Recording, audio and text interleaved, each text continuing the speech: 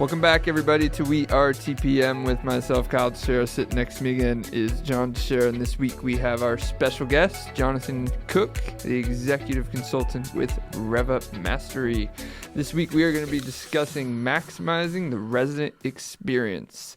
And if you guys have any questions about this topic or anything else, property management, real estate, investing related, give us a call, 817-818-9039, or shoot us an email at showmethemoney@weartpm.com. Now let's get into it.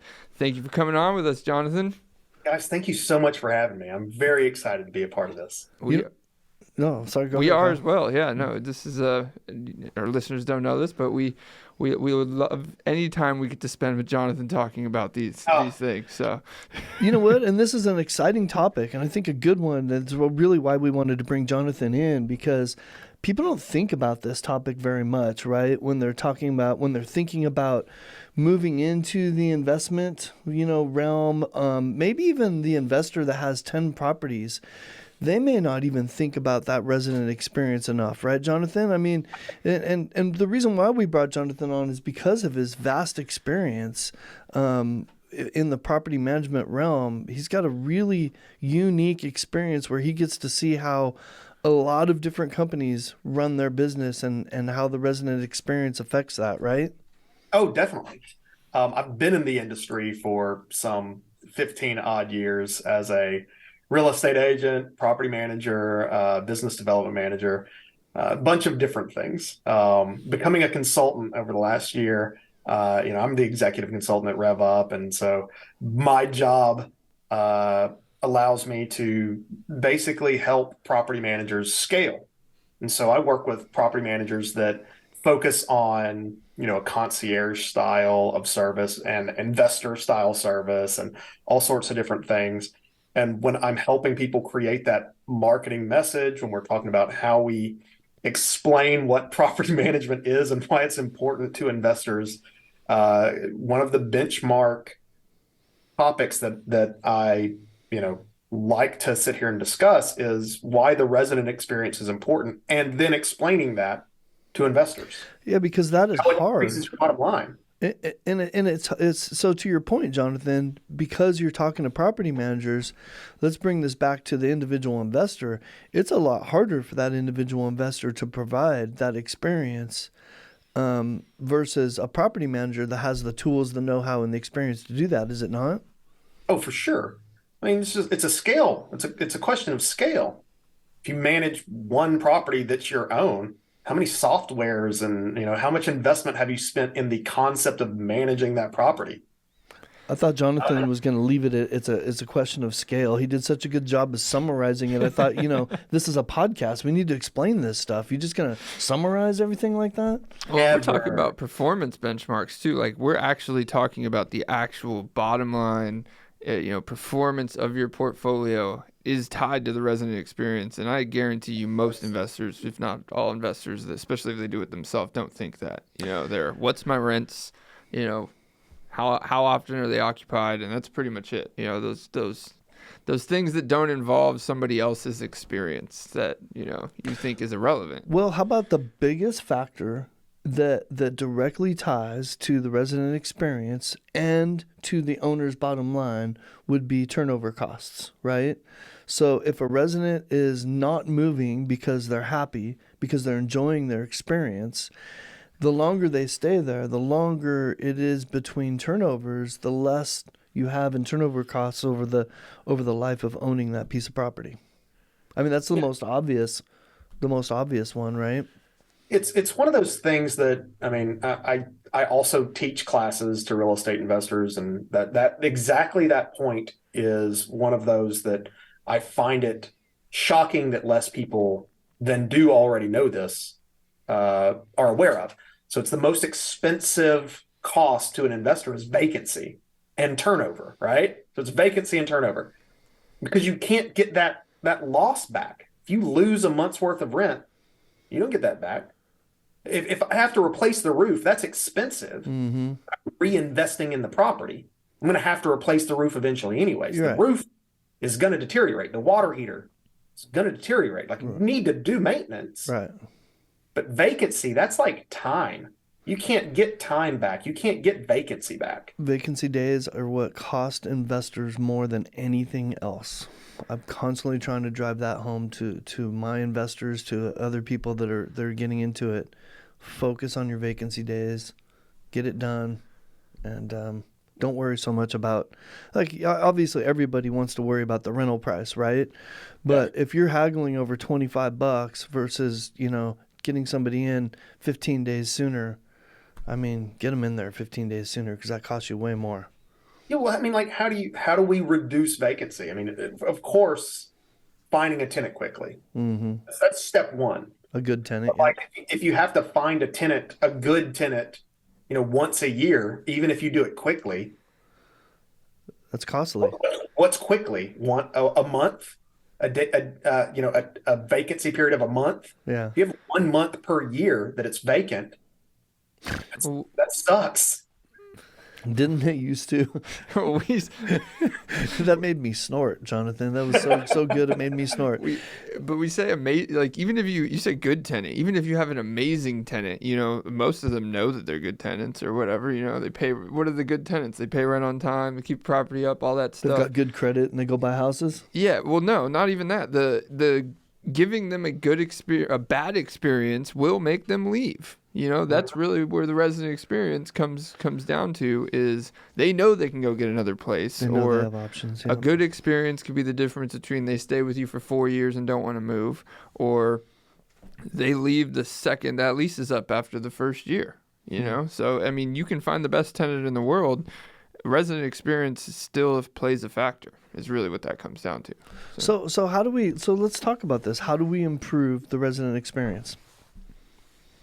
How do we maximize that? From a landlord operating themselves, or improve it from how you guys currently operate a resident experience? Y'all's resident experience is pretty fantastic, actually.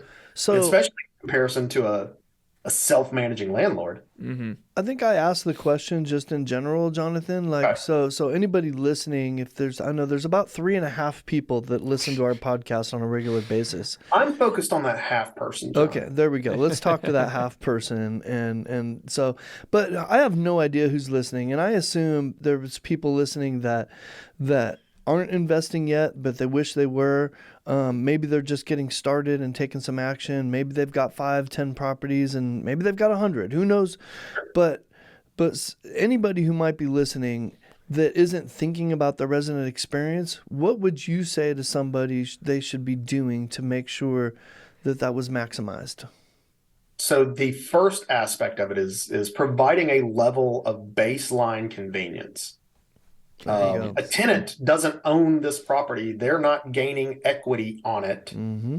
So because of the fact that they've chosen to rent instead of own, you as a owner, landlord, whatever, you are making the profit off this property. So providing a well-maintained property on that baseline, that's number one. You've got to keep the property in good condition. If the roof does need to be replaced, even though it's expensive, you got to replace that roof. You got to replace that water heater. You got to fix maintenance items as they come up, and you've got to do it timely.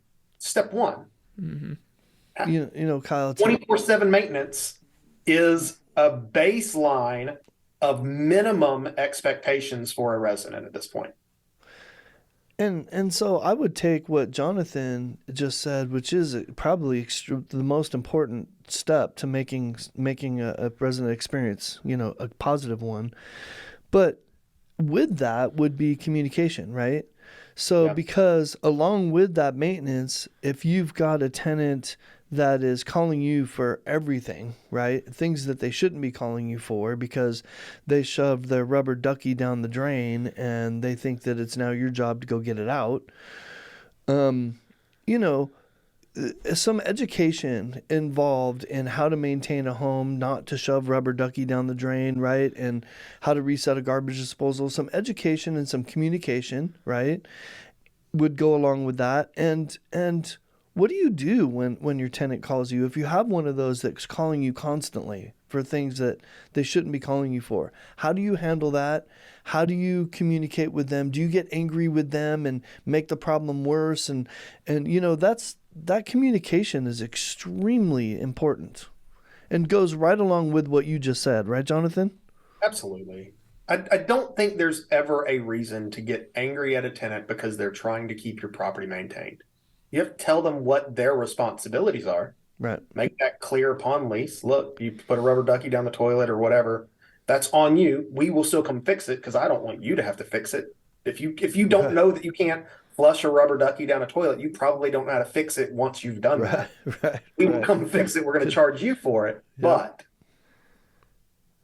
if they're calling about every little thing, if it's my property and I'm managing this on my own and I have another job other than property management, I don't want to answer that phone. Of course I don't. I'm busy. I'm doing other things. If I have a property manager answering that phone call, well, then my mind is at peace because that property manager should be answering that phone like, hey, you can't do this. You shouldn't do that. We'll fix it. We're going to come and fix the problem. We're going to charge you for it. You need someone to manage that communication for you. Mm-hmm. That's a baseline answer, and not angrily, because you never want a tenant to start clamming up and say, well, clearly I'm annoying my property manager. Mm-hmm. I guess next time there's an issue, I'll just try and figure it out myself. And then lo and behold, I didn't let you know that the water heater is ruptured because like, oh, I'll put duct tape on it. I'll fix it. What a great point. Now the flooring is messed up and all kind of bad stuff. Well, you guys touched on this, but I think another statement of that is just clear and sensible expectations, right? Because I see that a lot. And I say sensible because we take over leases a lot.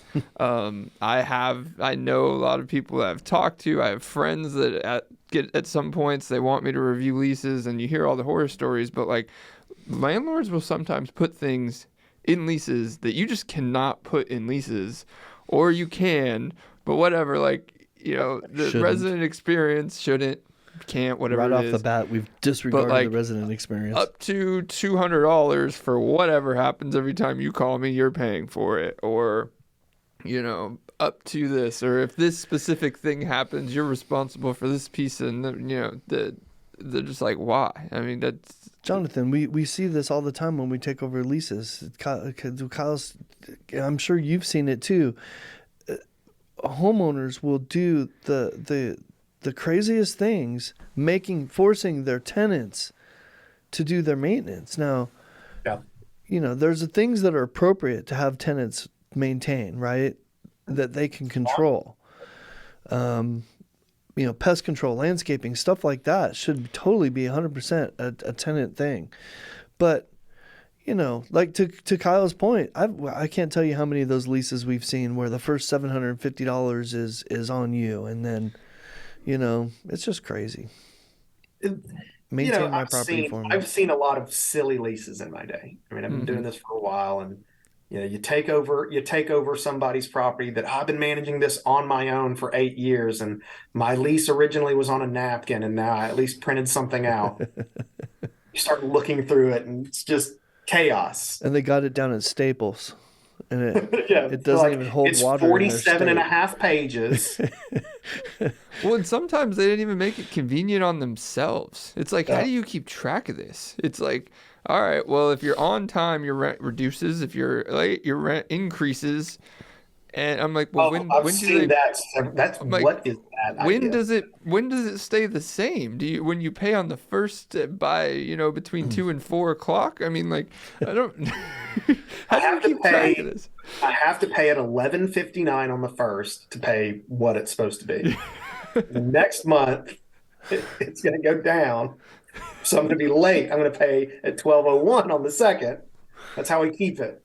We got to balance it. I had a friend recently who was like, I was gonna, we didn't have one in their area or whatever, but they're like, I'm renting this place and I picked it and I was good with it, but then I got the lease and they wanted me to review it, and I'm like, well, I don't necessarily, just what's the problems, and and they tell me, and I'm just like, yeah, you can't do that. I'm not gonna say specifically what they were, but I'm like, yeah, your property code won't allow you to do that. So I'm like, I mean, you can I guess go sign it, and then it can't be enforced later. I don't know.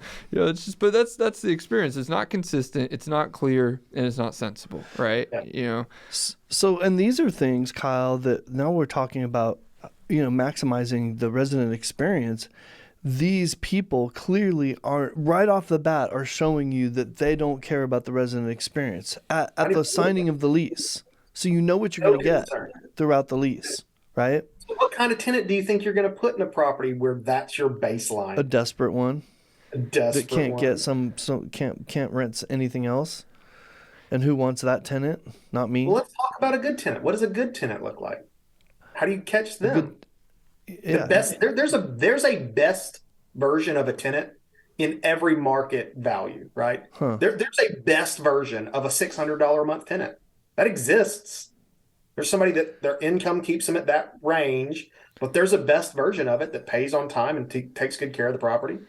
But there's also a bad version of a $5,000 a month tenant, right? Right. I'll tell you the best tenant, and this is not the good tenant conversation or what we look for, but I mean, you get a homeowner that got relocated here for 3 years from some job that pays way too much. I mean, that's they're used to keeping. Yeah. They're not buying anything. They're stuck here for 3 years, and they're used to keeping up with the house, right? So those are the rare case. Well, how do you find them? What do you offer to get that tenant? You have to offer more than a lease that's 47 pages long that doesn't make any sense. Mm-hmm. Well, have to offer a resident experience, right? Yeah, so to John, look like? Yeah, simplification to Jonathan's point. How about this? A point you started to make there, Jonathan, at the very beginning when we started this conversation was convenience. How about offering the convenience from step one? Okay, I want to tell you what I heard yesterday, and I think people think this all the time, but they don't say it out loud. I get phone calls from people all the time on our vacant properties. Okay, I take those phone calls on my phone, and they call and they say, "Hey, I'm calling about 123 Main Street. And I tell them, I'm going to send you a link to your phone to the page right now where you can get all the information you need. You can, if it's vacant, you can set up a self-showing and do online application. Yeah. Now, how easy is that in this day and age? So easy. And easy. I had somebody tell me that, and they're like, wow, that was so simple. You answered all my questions, and that sounds so simple. I can't wait to get the link. Thank you. Yeah. And they hung up. Yeah. That's the extent of the conversation. And then the experience goes exactly the way, they get a unique one-time code. They get to go online and do an easy-to-fill-out application. So what I'm demonstrating here is right off the bat, the resident experience is already a simple, good one with clear communication. So already you've demonstrated that this is important to us from before we've even chosen you. Exactly. Well, let's take that a step further. What's the next step? We've already got online convenience. I know that we take this for granted, but online rent payment? Yeah, no, that's where I was going with that. The next step? Yeah. That's like baseline as baseline gets these days. Well, right? It should be, but it's not. Think that. Yeah. It's not, though. That's Jonathan. I know. That's the point. I mean, when we take over and people are like, I can pay you how? And I'm like, any way. Name it. You can pay me that way. And they're like, oh my gosh, I don't have to take off a whole day on the first to go to some bank that's 30 miles away. Like, it really does happen. Open up your phone and hit pay. Oh, look at that. Exactly. Set it on auto payment. Do whatever you want. I have a property manager.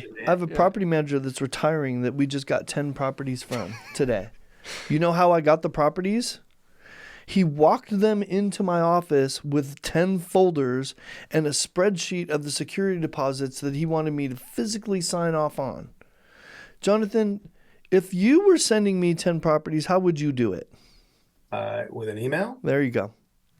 It's 2023. Electronically? There's nothing more to that answer, is there, Jonathan? You know how far away really his office is? I'm sorry. Should there have been more? His office is 24-minute drive from my office. I know that because I've made it. That means that he spent 48 minutes driving there and back, 10 minutes in my office for no good reason when he could have just emailed it. So to your point, handed you a stack of trash and said, you digitalize Yeah, so now we're going to scan it and throw it away and shred it. These have been moving around our places in our office for about 4 years. We have these initial inspection CDs that we got from a property manager that I have refused to take the time to go rip. I'm like, one day when we need these It's probably inspections, only got like 60 pictures on it. yeah, I will dump this in a computer with a CD reader, use them, and then throw that thing away. And Nick's always like, why don't you go rip this? And I'm like, it's the precedent of time. I'm not going to take the time. We've done 5 inspections on the property since then. So how important is that inspection really? Yeah, I mean, Recently, I had an investor asking me how he could get me like the files for this big chunk of land that he wanted me to look at. And he's like, hey, we're talking with some developers and blah, blah, blah. Let me get you all the files. And I'm like, okay, yeah, just shoot them over. And he's like, all right, I've got them on a CD and I've got them on a USB drive. And I'm like, I have an Apple. I don't even have the ability to do that. Like, what? Can you not put it in a drive? Like Google Drive, man. Like, learn how to use the cloud. Just send me a link. What are we doing? I go pick up a CD at some point and find a CD reader. Yeah, I walked around the office the other day. This actually happened the other day again. And I'm like, crap, I got rid of all our computers that had the ability to read these things. I'm like, well. This has become a technology conversation, but do you remember the time when you literally took a CD player out of an old laptop and created a cardboard box and created like a external CD drive so that you can pull something like that off of a CD? Because I absolutely refuse to go buy one. It's like, we will never need this again. So yeah, that happened. So. They can't be more than like a few $100 at this point. But okay, yeah, it has become a technology conversation. But let's switch that back over to tenants. If you're running your rental properties with pen and paper, what are you providing? Are you providing convenience good services to your tenants? Right. Like, how does your resident pay? Do they have to come and pay you with a paper check? Right. That's not very How convenient. do you do an inspection? Do you take like a notepad and walk through it? Right. Do you do inspections? Do you provide a resident benefits package? What are you doing? Mm-hmm. How are you like when we're talking about like how technology has grown in the past, even like 5 or 6 years in the property management industry? Think of all the technologies that we've grown. Like we talked about maintenance earlier. Can we talk about something like a maintenance software and why that makes a resident experience more valuable? Because they can track the history and they can track what's going on. Just, it's similar to how the owner can, but they aren't blowing you up trying to figure out what's going on because they know they had the communication. Whether it's communication that nothing's going on, that's still valuable or we're waiting on something.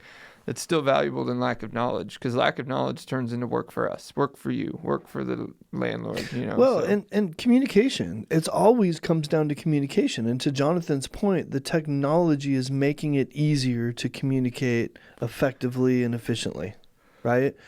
I don't know if most people are like me. I feel like society might be getting more like me in that the last form of communication you check is probably email at this point. Correct. 100%. And I'm not trying to say it's unimportant. I have important emails and I have to skim through it. I got to try to remember to skim through it at least once a day. But I get so many text messages, voicemails, DMs, I don't know, whatever else there is. There's so much stuff. All of our apps have their own messaging system.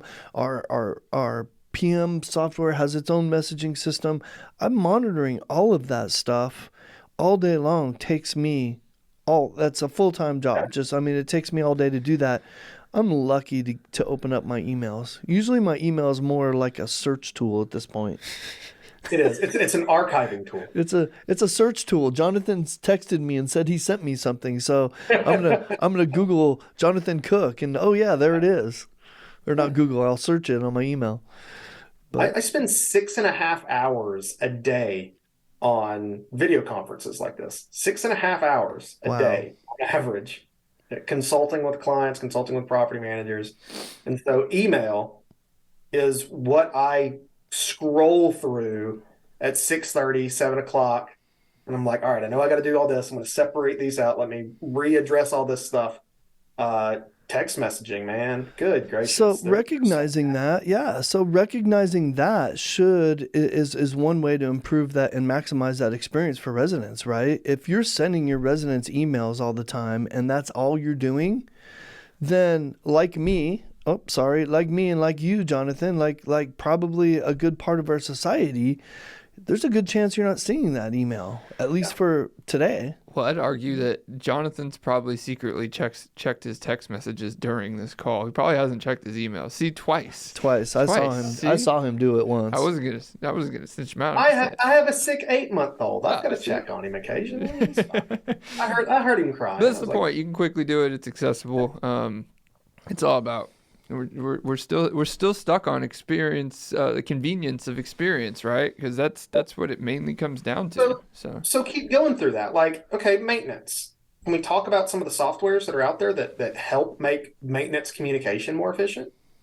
Having any software that has maintenance communication is a big part, so you know what, I would contend, Jonathan, that has a lot less to do with the software. You're right. There is some software that has the ability to make it easier, but all of the software is available to you if you just use it the way it's supposed to be used and somebody follows up with it. It doesn't matter what system you're using. It's kind of like we talk about, and we're getting off topic. I don't know if our audience is going to we're going to lose our audience here, but it's kind of like CRMs, right? Which is a contact management system. And everyone needs one. Everyone should use one. And then they always try to find these shiny objects to make it easier and better, when in reality, they're not even using the one that they have to its fullest extent. Yeah.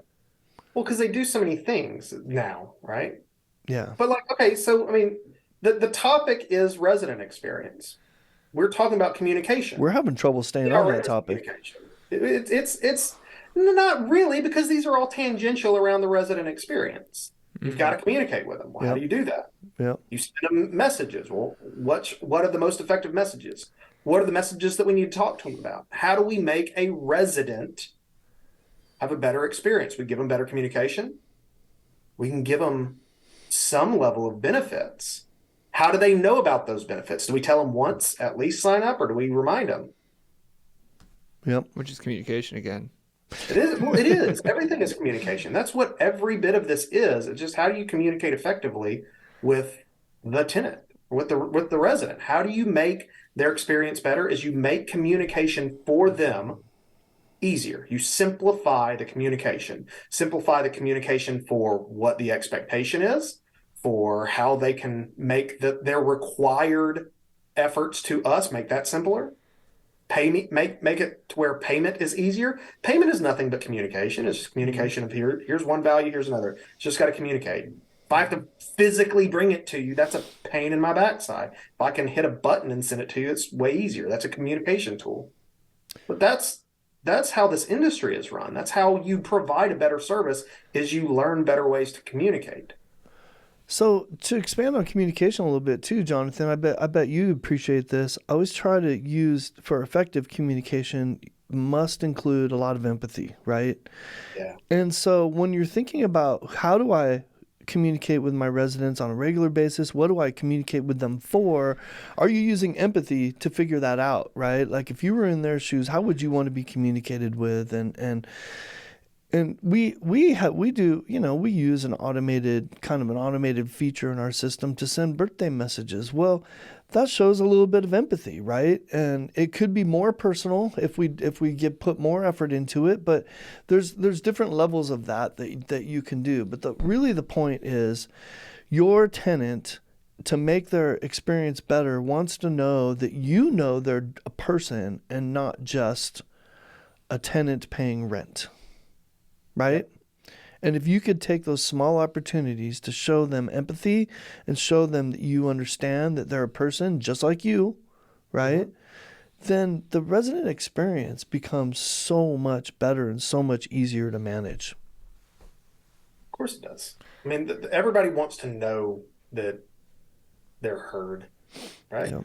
Well, and I think this all goes into the experience, but one of the biggest ones is, what do you, when it hits the fan, right?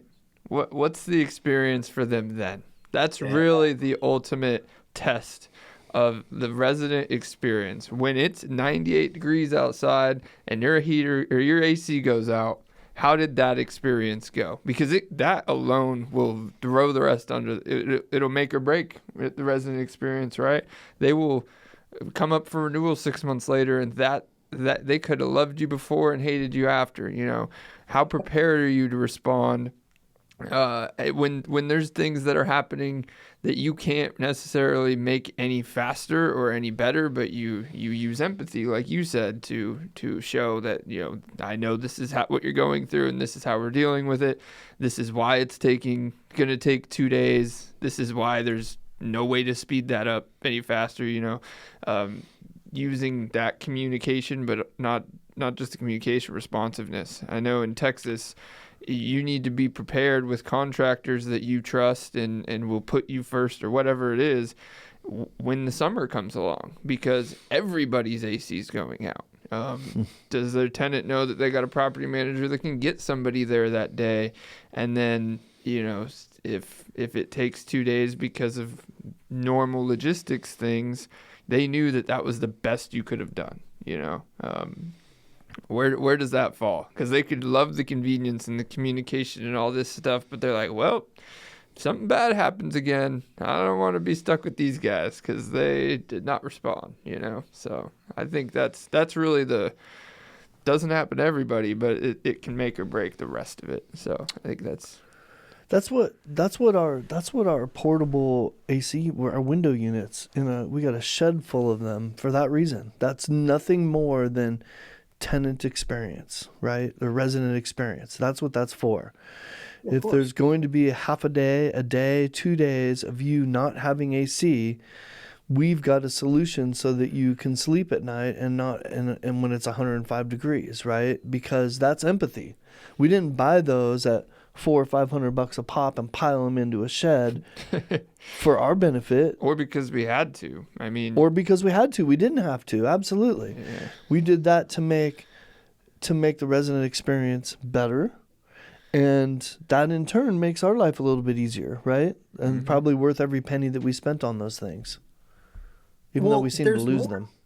There's more also on having a professional property manager that understands that these things are going to happen and performs a level of preventative maintenance, provides services that make the inevitable, take Less longer painful. to get to.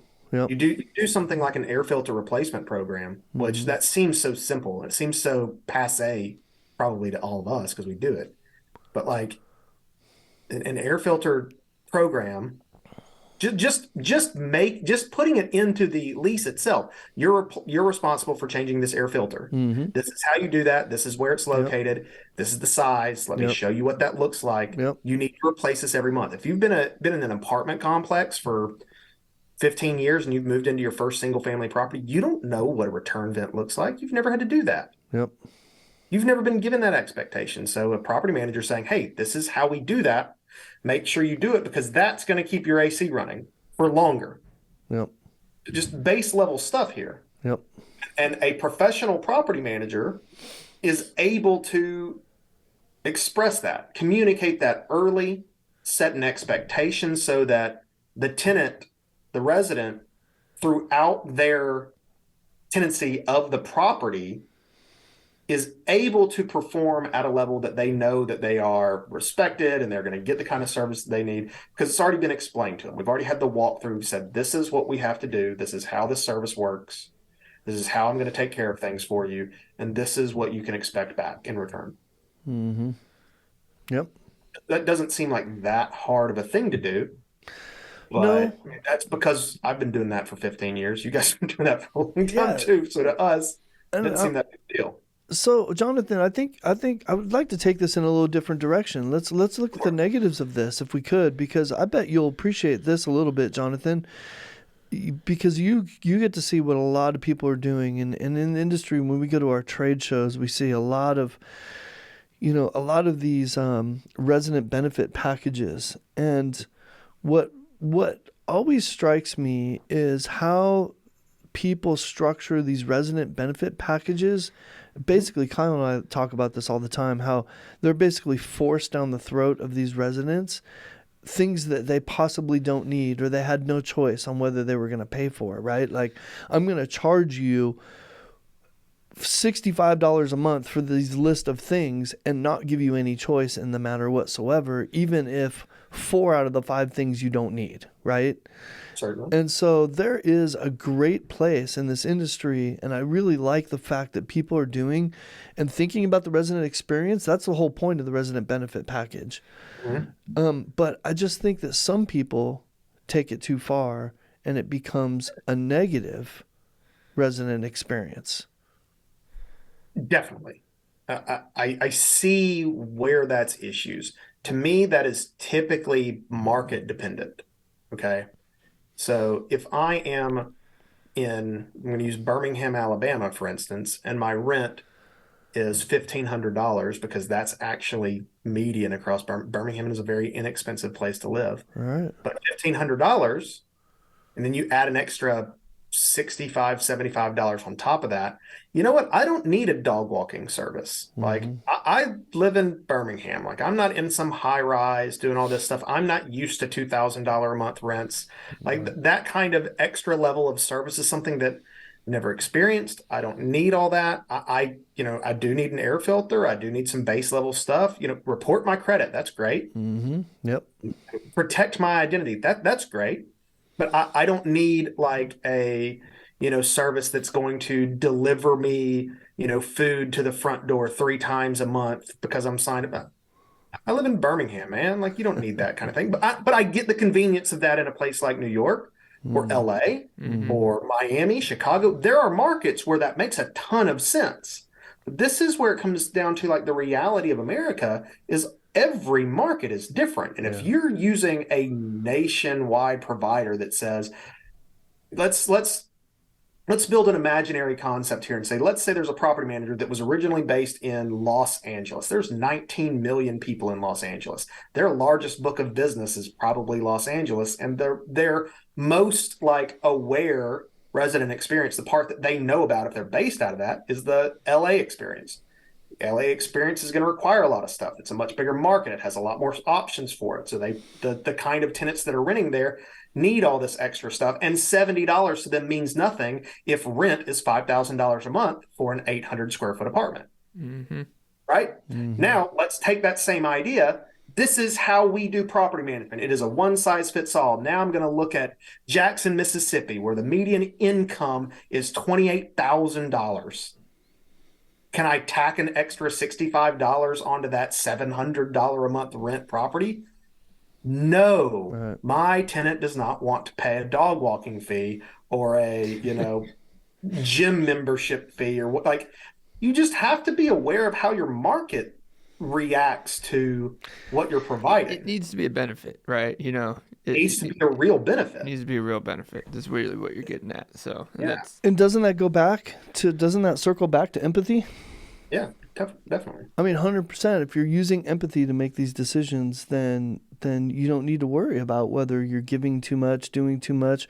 You definitely don't want to force things down. I mean, you force things on people that are agreed to up front in a contract, right? Well, let's frame this. Let's go back to framing this like to the listener or the investor who's like, you're talking about emotions over here. Why do I care again? You care because these emotions keep people in the property.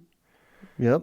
Keep people wanting to stay in the property. And when people want to stay in the property, they want to pay the rent without, neglect. And they want to upkeep their home, right? Because to them, it's a home. It's where they live. They aren't looking 6 months, 8 months down the road like, well, I'm cutting this lease at the end anyway and not caring or even worse than that, being intentionally destructive to a property. That's where those emotions do matter to your bottom line.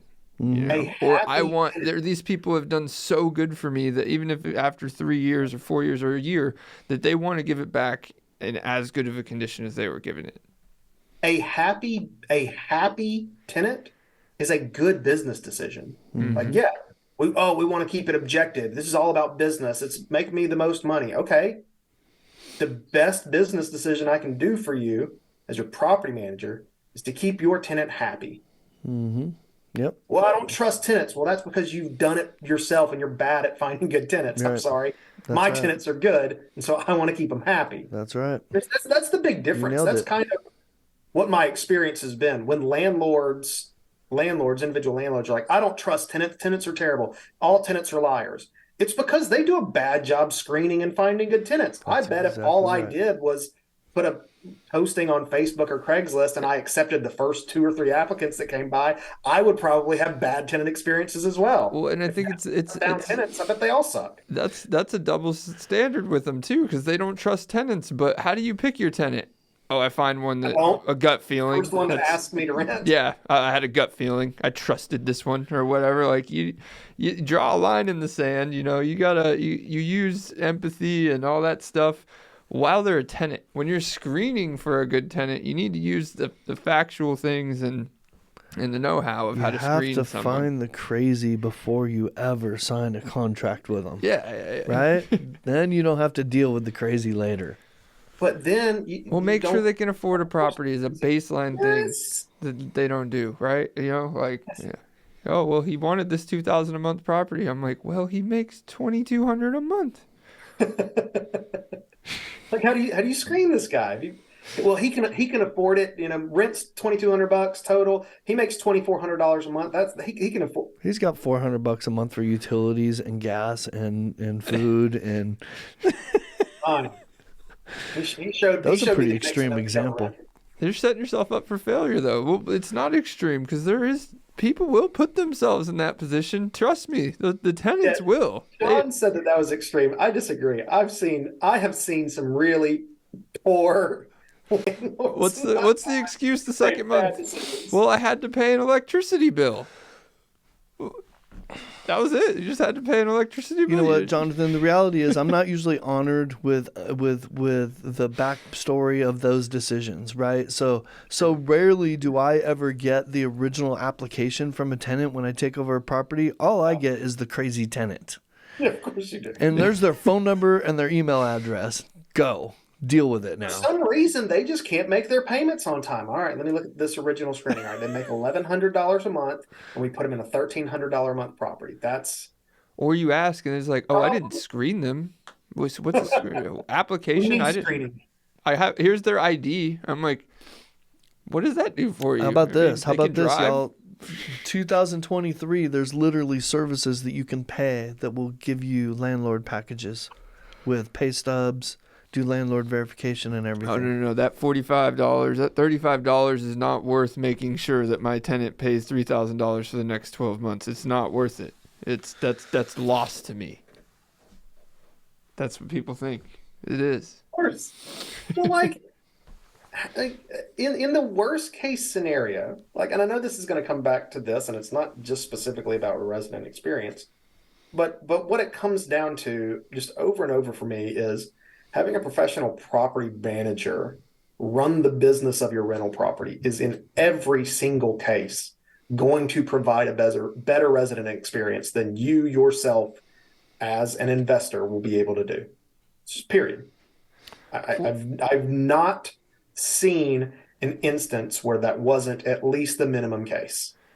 And we didn't. I completely agree with you, and it's for one reason we haven't even mentioned yet. It's the separation of landlord and tenant, right? Because if your property manager won't do something for you, they don't necessarily be offended. It's their job, right? If your landlord won't do something for you, it could be offended, because that's the owner, You gotta right? separate that They relationship. could do something. Yep. Not having that separation sets an entirely different expectation, and that's where you're what you're saying is true. Having the professional property manager will just increase that experience off that alone, because on both sides too. You won't get the people trying to take advantage of a property manager because It's so much harder. It's just hard because to they're like, do. I got a client to answer to, so. What do y'all say we sum this up? We've been at this a while and we're having some fun on this conversation. if I were to sum this up, Jonathan, it seems like we've talked about convenience, making it convenient for our tenants. We've talked about communication, having really good communication with empathy, maintaining the property in a timely and proper manner, and setting up really proper and good expectations up front, right? Yeah. We've talked about screening and all kinds of other stuff too, but really, if I were to summarize this conversation to make a great resident experience, that's probably, did I miss anything there? That's probably the summary of what we've talked about. I think you nailed it perfectly. That's exactly it. So, convenience, communication, and expectations affect your bottom line. Yeah.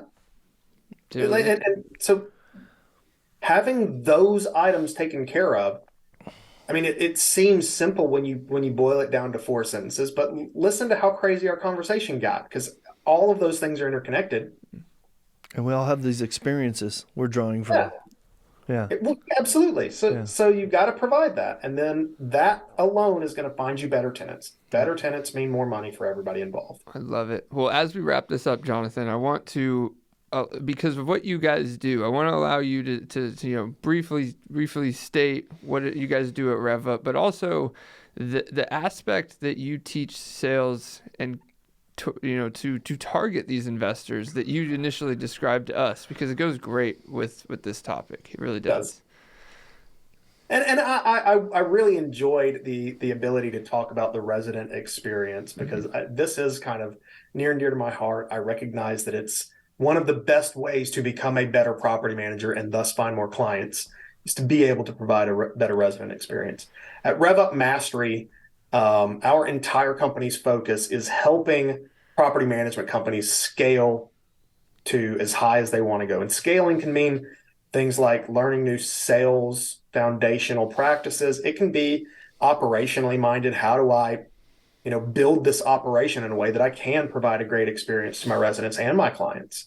RevUp Mastery is a property management scaling company. I'm the executive consultant, so I get to speak with all of our property manager clients. I get to really kind of customize a plan to look forward to the scaling of a company, and that there's a lot of discussion about how we implement processes to make our resident experience better, how to make our client experience better, and then how to distill that into those 4 sentences that John so succinctly put together, and take that message out to the masses, out to the landlords that we're talking about that just will not be able to do this. There's a level of outreach that we have to get out and educate these people. And a lot of the answer to that education is, you're not going to be able to do this on your own, Mr. Landlord.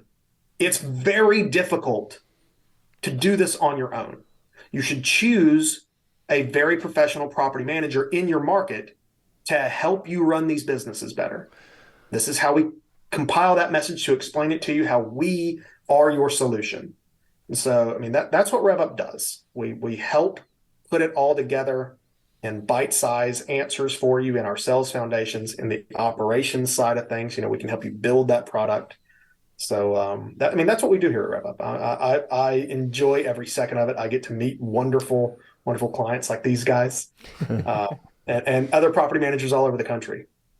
Well, Jonathan, we've enjoyed our experience with you. We've enjoyed knowing you, and you have helped our business, and we appreciate you very much for coming on our podcast and helping our listeners learn more about maximizing their bottom line by making the resident experience better.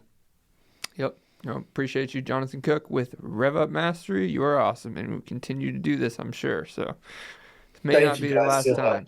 It has been an absolute pleasure. You guys are so fun to talk to. I could talk to you guys literally all day. That's why I text Kyle back and forth. Hey, Jonathan, tell us how somebody were to get a hold of you if they needed to. You can reach out to me at Jonathan, which is just JONATHAN, at RevUpMastery.com. You can also just visit our website, RevUpMastery.com. You can click through the Calendly links and schedule an appointment with either myself or Maya Madden, our founder and CEO.